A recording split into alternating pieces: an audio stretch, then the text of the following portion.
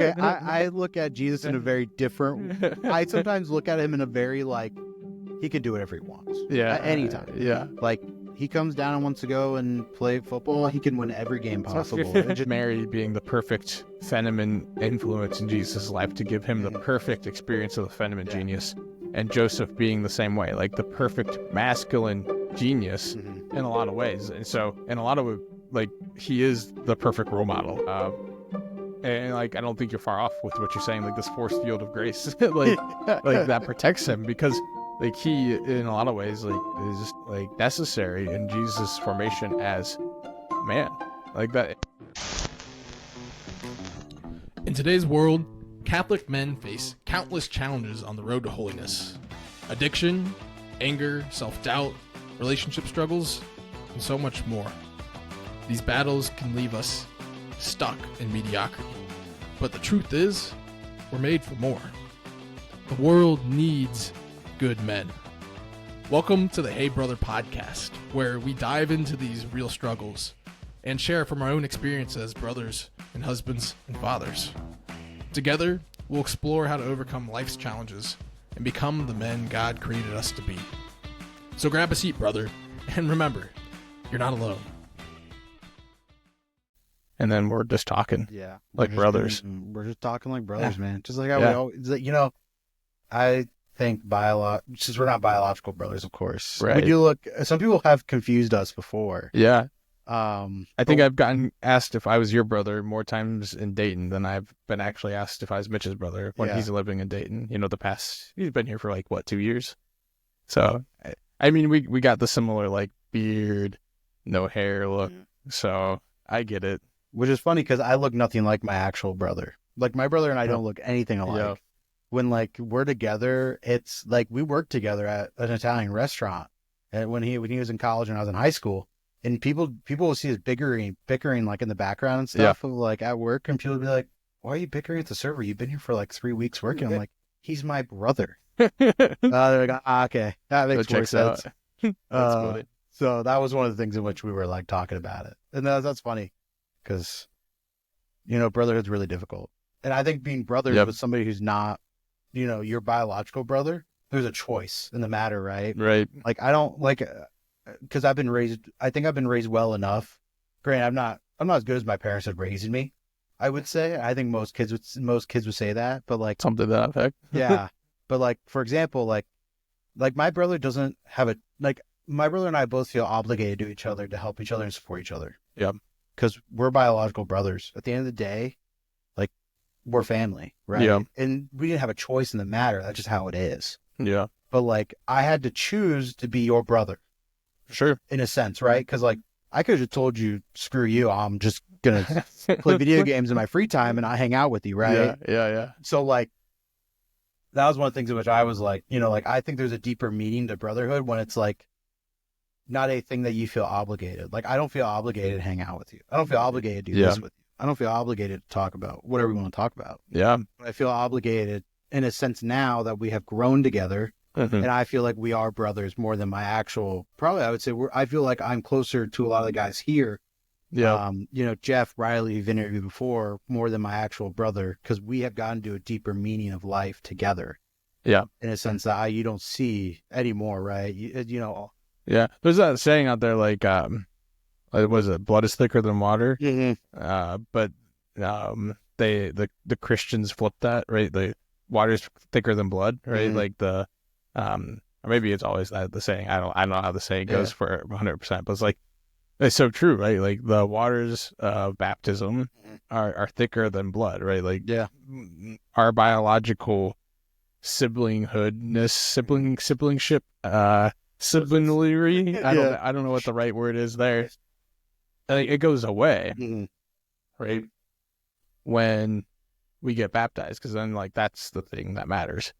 Like is the fact that I am a brother in Christ to you. And yeah, it's crazy how it can bear much more weight than just like biological brotherhood. So it's good to have you here as a brother.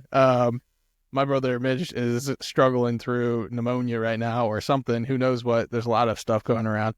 We tried to record this interview recap with Father Sam last week sometime, but it didn't work out. He's like, dude, I'm not feeling good. I'm like, okay, we'll get better. Like, we need to record this thing.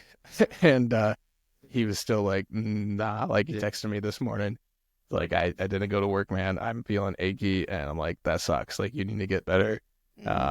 But up steps Will Weller to the plate to fill in for First Thoughts with my brother Will instead of my brother Mitch.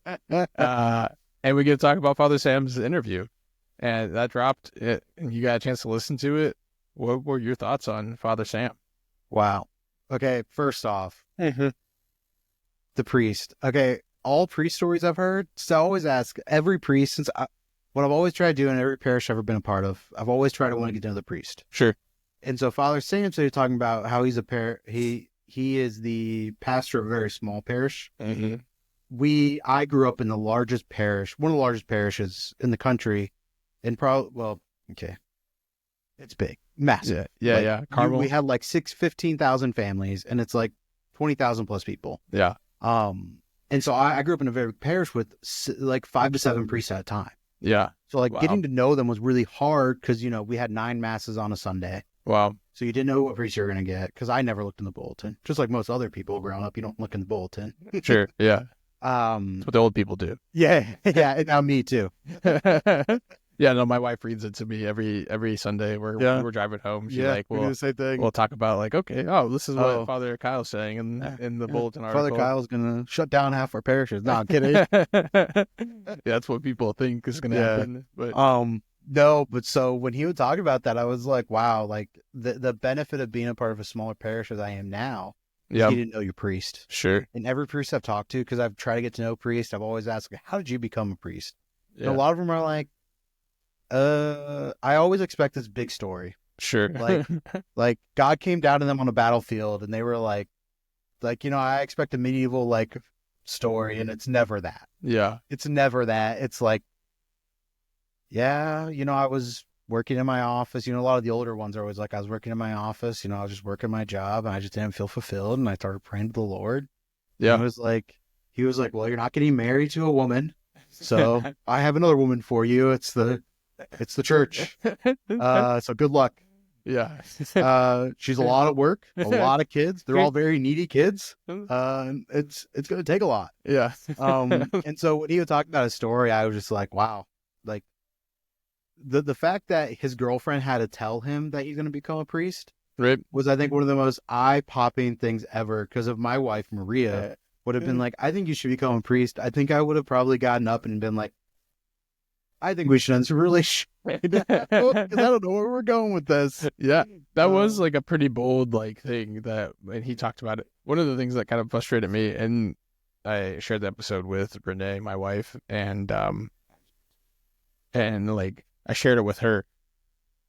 And I'm like, do you see the audio delay in here? She's like, I really don't see it. But like for me, when I was interviewing him, we were off by like a second or a second and a half. So when I would hear something, like it would be off just like a little bit. So when I tried to interrupt him and like ask questions, it was like just a little awkward. So people might have caught that. But one of the things that did catch me was like this whole my girlfriend said, I think you should become a priest. Like that caused a big reaction into me, and I didn't know how to like I was catching up, like both mentally, like with the, oh wow, that's crazy. And then like trying to also get in there with the technology, screwing things up a little bit. But it's like, it is wild, right? Like that his girlfriend's like, I think you should be a priest. And then just the way he's like, and then we just casually went on with our day, like our date or whatever it was. I'm just like, that's a wild thing to like just drop out of nowhere. Yeah, it was a struggle because I understand that perspective of like not knowing your vocation. Sure. And at least you prayed it. I felt like I fell into my vocation. Sure. It just kind of happens for me, like, because I've never been a very prayerful person. I've been a very like action-y person. So like, sure. I did youth ministry as a kid because I was forced to by my parents. And then once I graduated from high school, I was like, I did youth ministry just like he did. He was talking about doing youth ministry. I did high school ministry since I was 19 years old. So I'm 26 now. So I've been doing it, 7 years now, right? Going on. Yeah. and I still love doing it, even though it's a struggle from time to time. Because I felt like even at 19, I didn't know what it was like to be a high schooler. Sure. And at 26, I most definitely don't know what it feels like to be a high schooler. But when he would talk about that, like just doing stuff in the church and things like that. Yep. And you felt like that was like relatable to your story in a lot of ways. Yeah. It's crazy. And then like he became a priest. You got married. I got married. And I didn't, and he even prayed about it. And like he was kind of told like, you're going to become a priest. And he's like, nah. Yeah. And I was like, if I would have known what it's like to be a parent like I am now, I probably would have thought, nah, I'm good. Like the whole parenthood thing. It's challenging. It is challenging. Being a parent is challenging. And it's, we're talking about his story, not mine. But yeah, it just felt very relatable, in which I'm like he's how old was he again? I couldn't remember his age. I don't think he said specifically. But he's been a priest for 13 years now. Let's see here. He's been at the parish 12 years disconnectedly. So 10 years as pastor, 2 years as a vicar, and then some time in between. So he's been a priest for some time. I think he jokes about that quite a bit. Like he's got a baby face. He's like, I'm older than what I look. He didn't look very old. So when he was like, yeah, I've been at this parish for like 10, 12, 13 years or whatever. I was like, oh, so you've never been anywhere else? Yeah. That's what I thought. Right. Yeah. Yeah. And I was like, oh, wow, that's crazy. Because like part of me is like, I always think a lot of priests do look younger than their actual age. I think God's keeping them looking young because they're doing a lot of work. Sure. That's one perspective. I know some bitter old church ladies are like, it's because they never had kids that they look so young. That is also true. That is also true. Yeah. But yeah, when he was talking about, all that, so his story was pretty eye-popping. And, there was one thing I really loved about there was one thing I thought was amazing. What was that? He brought up Band of Brothers. Oh, yeah? I love Band of Brothers. I grew up I watched it, I was like 10 or I probably watched it 13 or 14. Probably a little too early to watch it. Yeah. But I've never seen it. If people have seen it, I want you guys to talk about it in the comments below, because apparently it's something that really can change people's lives. Because I think I said that in the episode with him, this interview with him. Like, I've heard a lot of people like say this has been more impactful in my faith life than a spiritual book, right? Like to watch this it's a mini document, not documentary, a mini series, mini drama series. It's a mini drama series, and it's all true. Yeah, it's the account of Easy Company during World War II, airborne, the 101st Airborne Division, I believe. Sure, Easy Company. A lot of great actors are in it. Okay. But the whole point of it is that they go through a bunch of these major battles together. And a lot of these guys, a lot of them die, a lot of them live, a lot of them get wounded. And, you have this sense when you're watching it, you're like, you think like when we think of men today, they would be boys of then. Wow. Because my dad and I watched together. My dad's a man, and my dad's a very loving man, Sure.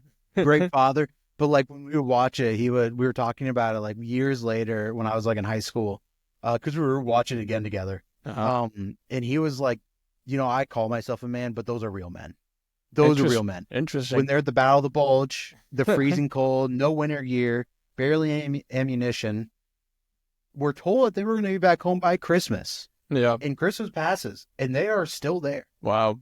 And they're just smoking cigarettes together. Yeah. On the front line and eating chocolate, because that's all that they had. All they had. Wow. All that they had, no food, no nothing. You hear all these, like, they're like talking about how their socks are always wet.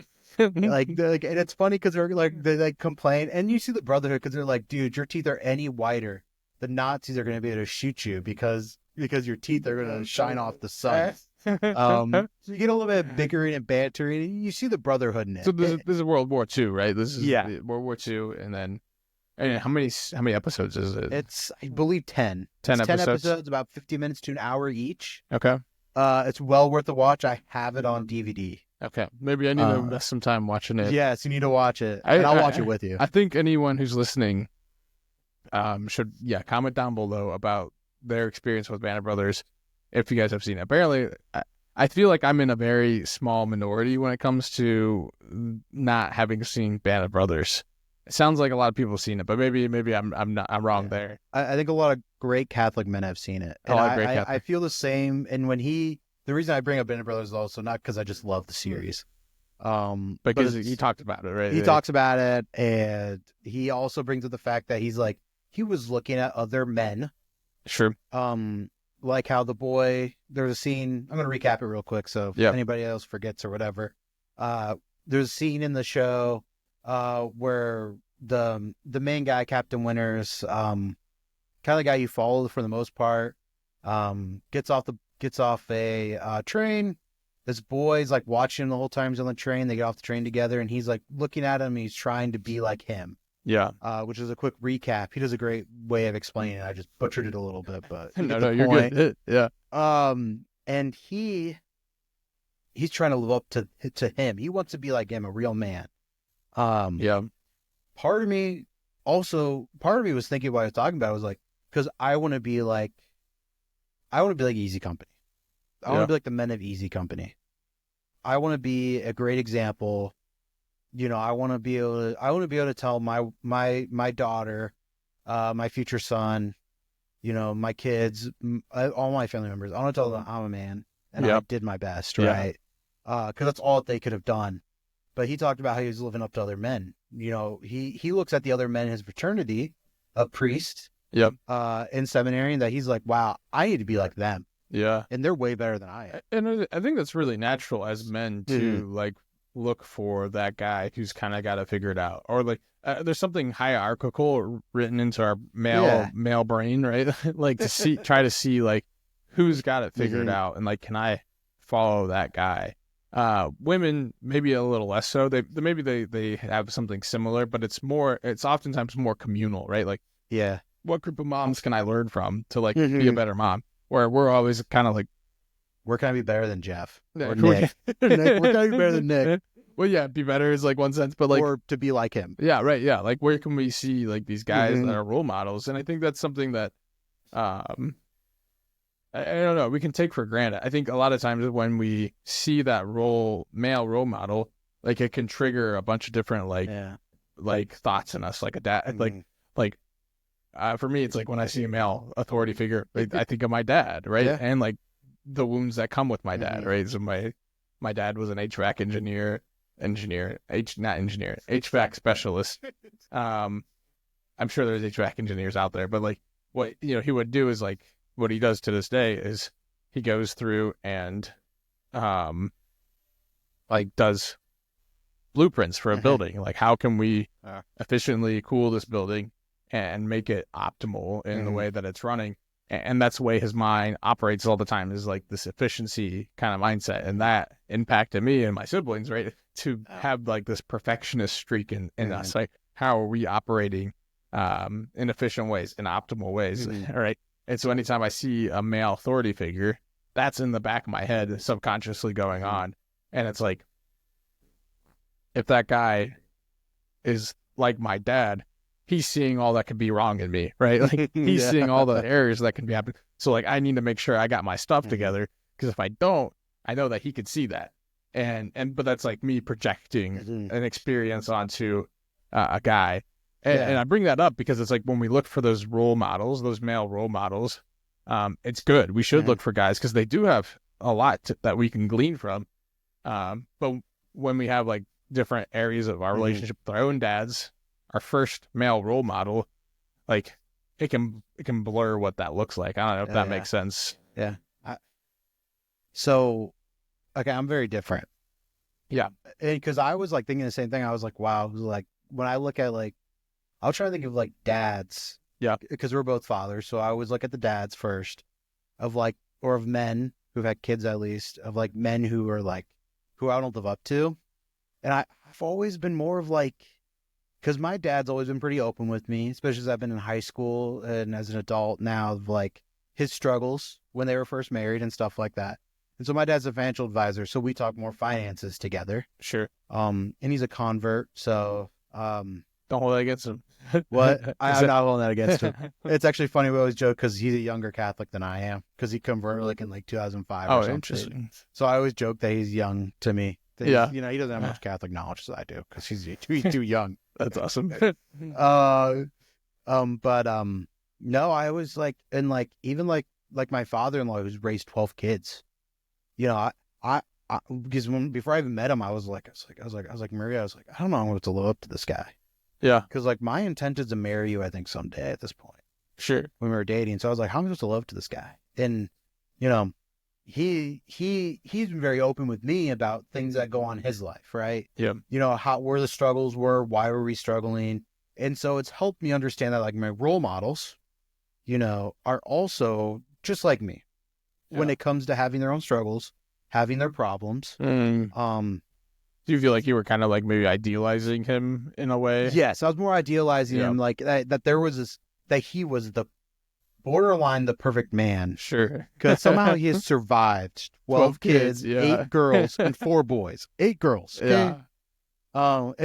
And I don't even know, he didn't just survive, he thrived. Yeah. Like he is a great father. Mm-hmm. All of his kids are Catholic. Yeah. You know, some are following well. So, you know, every kid's different, right? Everybody's going to be different. You're not in charge of your own kids. So you're not going to make them what you want them to be. Yeah. Right? Because if I made my children how I want them to be, they would all be saints. They would all have vocations within the church. Sure. That's what, you know, all my daughters would be nuns. All my sons, except for like 1 or 2, would be priests. Yeah, there we go. We got to keep the family line going somehow. Yeah. So, gotta keep that Weller name strong. Yeah, gotta keep the Weller name strong. But you know, when he was just talking about that, and I was like, I feel kind of like the opposite of him. Yeah. And I don't mean to push back on him. I agree. Like I look up to Saint Joseph. Okay. That is my big saint. That's like the big guy that I've looked up to. Yeah. Because number one, he was in the most perfect family, and he was the least perfect of them all, because he was sinful. Yeah. Yeah. How sinful can you really be when you're in the perfect family? You know, it's kind of like your son's probably, you know, Jesus, your son's probably not throwing a temper tantrum, right? So you're not as often. Yeah. I don't know. But you know what I mean? Like I've always looked up to St. Joseph. Yeah. He's definitely like the most relatable in the Holy Family. I think there's actually a tradition that holds out there that he may be similar to John the Baptist in this element that like he wasn't conceived immaculately like Mary was, but in some way was bestowed like the special grace of like not being as subject to sin as the rest of us. So like John the Baptist, there's like tradition. I don't think it's like canon church teaching or anything like that, but a tradition that goes in to say that as soon as he leaped in Elizabeth's womb when Mary went to visit her, like that he then became sanctified and like didn't see sin after that point. But to your point, Joseph does feel like he's the most relatable in this scenario where Mary's immaculately conceived, Jesus is God.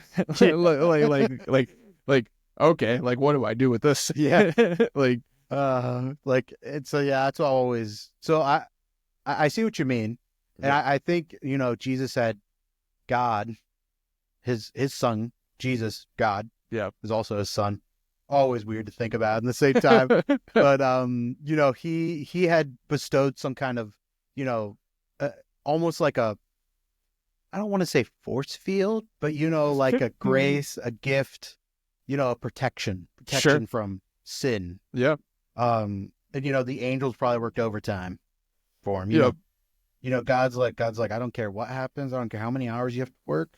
You got to keep him protected. He is the most important dad. He's one of the he is besides God the second most important dad we have. Yeah, yeah. And like when we talk about role models, he's like the role model, right? Yeah. Like, because like the reason that a lot of like, so like Dr. Ray goes into this through Catholic psych, like talking about you know, Mary being the perfect feminine influence in Jesus' life to give him the perfect experience of the feminine genius, and Joseph being the same way, like the perfect masculine genius in a lot of ways. And so in a lot of like, he is the perfect role model, right? He is and like I don't think you're far off with what you're saying, like this force field of grace like that protects him, because like he in a lot of ways like is like necessary in Jesus' formation as a man, like that. And I think like we underestimate that as a society. Like what a father's role is in our formation as men. Like it plays a vital role. Yeah. And Joseph did that supremely, like the best he could. And that's why he's also relatable. And he's also like the perfect role model. So Like he was a very basic human being. yeah. He did carpentry. Yeah. That's what he did. And, you know, he's a great example of like even the basic things in life that you're good at. You know, he raised God. Yeah. He raised, you know, he raised Jesus. So like a part of me is always like the simplest people out there can do the greatest good. Oh yeah. And he's a perfect example of that. And I think I think Father Sam's also like a great example of like, he likes teaching. Yeah. Like he's a big teacher. And, you know, like, just like Joseph teached, you know, Jesus carpentry, which is how, you know, there's some valuable lessons in there. And Jesus didn't need the lessons, but he took them. Sure. Yeah. I mean, probably he did. There's an argument like in his humanity, but like he was God. He chose to need the lessons. He chose. Okay. I look at Jesus in a very different, I sometimes look at him in a very like, he can do whatever he wants. Yeah. At any time. Yeah. Like, he comes down and wants to go and play football, he can win every game possible. It's just going to happen. Okay. Yeah. Playing for the Ohio State. Yeah. Playing for the Ohio State University. So that's, so like, I know it's a very flawed version of Jesus.